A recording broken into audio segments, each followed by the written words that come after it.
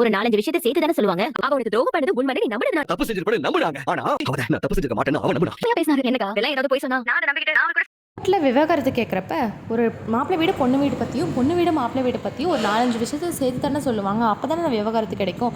அப்படி இல்லை நாங்கள் ஒரு பிரச்சனையும் இல்லை நாங்கள் நல்லா தான் இருக்கோம் அப்படின்னு சொன்னால் யாருப்பா விவாகரத்து கொடுப்பாங்க அப்படின்னு சொல்லிட்டு வந்து சேதுவை பார்த்து கேட்குறாங்க. உனக்கு துரோகம் பண்ணனால தானே நீ வந்து அவளை தகாத வார்த்தையில் பேசின. அவள் எந்த தப்பும் பண்ணலைன்னா நீ எதுக்கு அப்படி பேசின. என்ன அவள் தப்பு பண்ணாலும் உன் மனசில் அவள் இன்னும் இருந்துட்டு தான் இருக்கா போல அப்படின்னு சொல்லி கேட்குறாங்க. அதுக்கு சேது வந்து அவள் என் மனசுலாம் இல்லை, நீங்கள் என்ன எத்தனை பழி போட்டிங்க என் மேலே, தாமரைக்கு எடுத்துட்டேன்னு சொல்லி எத்தனை பழி போட்டிங்க. ஆனால் என் குடும்பமே வந்து எனக்கு எதிராக இருந்துச்சு. ஆனால் அவன் மட்டும் தான் எனக்கு நம்பினான்.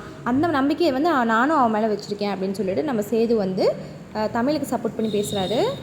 விவாகரத்து பண்ணுறதுக்கு ஒரே ரீசன் அவள் கர்ப்பமாக இருக்கான்னு சொல்லி பொய் சொல்லி எங்களை ஏமாத்தின மட்டும்தான். அதுக்காக மட்டும்தான் நான் அவளை வந்து நான் விவாகரத்து பண்ணணும்னு சொல்லி நினைக்கிறேன். மற்றபடி வேறு எந்த ரீசனும் இல்லை. அவளை நான் அசிங்கப்படுத்தணும்னு நினைக்கல, மனசார கூட நினச்சதே இல்லை அப்படின்னு சொல்லி சொல்கிறாரு.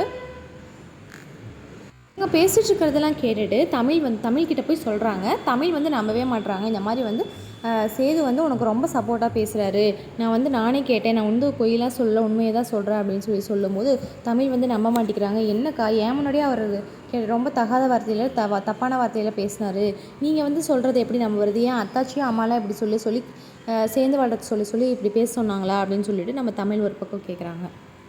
வீடியோ உங்களுக்கு பிடிச்சிருந்ததுன்னா மறக்காமல் நம்ம சேனலை சப்ஸ்கிரைப் பண்ணிட்டு போயிருங்க. தேங்க்யூ ஃபார் வாட்சிங்.